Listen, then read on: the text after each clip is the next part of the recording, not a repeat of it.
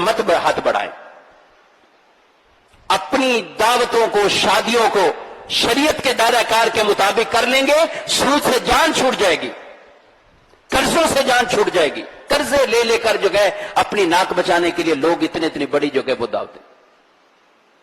ابھی تو بعد انتقال ہو جائے تو ان کے پاس اگر گھر کے اندر کوئی بڑا اہتمام کرنے کا، سوئم 40واں کرنے کا پیسہ نہیں ہے، وہ لوگ بھی پھر رہے ہوتے ہیں بعض اوقات اپنی ناک بچانے کے لیے کہ ہم یہ کام نہیں کریں گے، محلے والے ہمیں کیا کہیں.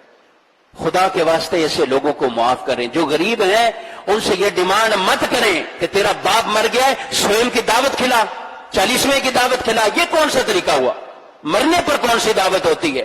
شریعت نے یہ کھانے حرام کیے ہیں کہ آدمی جو ہے وہ انتقال ہوا ہے، سوگ کے دن ہے، پہلا دن، دوسرا دن، تیسرا دن، ان سوگ کے دنوں میں دعوت کرنا جائز ہی نہیں ہے، کھانا بھی جائز نہیں ہے.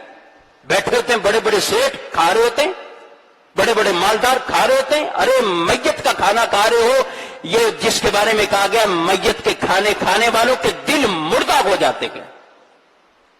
اور لوگ ڈیمانڈ رکھتے ہیں، ارے ہم نے جنازہ پڑھا ہے، ہم قبرستان گئے، اب ہم بھوکے چلے جائیں.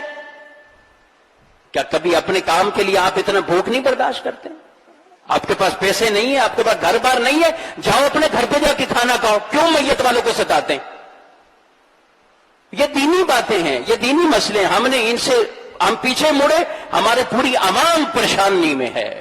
کھانا کھلانے والا پریشانی، جس کے بیچارے کے باپ کی میت پڑی ہوئی ہے، اس بیچارے کو یہ ٹینشن نہیں ہے، وہ اس ٹینشن میں ہے کہ ان کو میں نے کیا ان کے منہ میں لقمے دوں گا، میں ان کو کھانا کیا کھلانا ہے. وہ اس انتظام میں لگا ہوا ہے.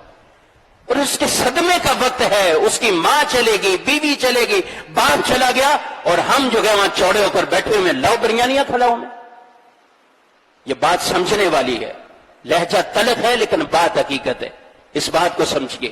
کسی پہ بوجھ یہ مت بنیے اس طرح کہ ان سے ڈیمانڈ یہ کریں کہ وہ ایسی موت میت کے وقت پر ہماری یہ ڈیمانڈیں جو ہے وہ پوری کرتے رہے. اور لوگ آسانی سے کہتے جب ہمارا ہوا تھا تو ہم نے بھی تو کھانا کھلایا تھا.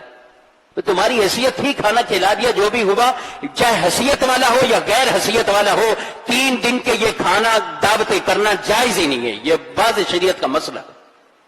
آپ جنازہ پڑھیے، قبرستان گئے، قبرستان میں جائیے، تعزیت کیجئے، اپنے گھر کو چلے جائیں. اپنے راستے میں کھانا لیتے ہوئے چلے جائیں، اپنے گھر پہ جا کے خود بھی کھائیں، اپنے بچوں کو کھلا دیں. اس طرح میت والے گھروں پر بھی جو ہے وہ بوجھ جو ہے وہ نہ بنیے. تو کئی پریشانیاں ہم نے خود اپنے اندر جو ہے وہ اس طرح بنا لی. اللہ رب العالمین ہمیں عقل سلیم عطا فرمائے. دین کی ان باتوں پر ہمیں رب العالمین درست طریقے سے عمل کرنے کی توفیق عطا فرمائے. آمین بجاہ النبی صلی اللہ علیہ وسلم.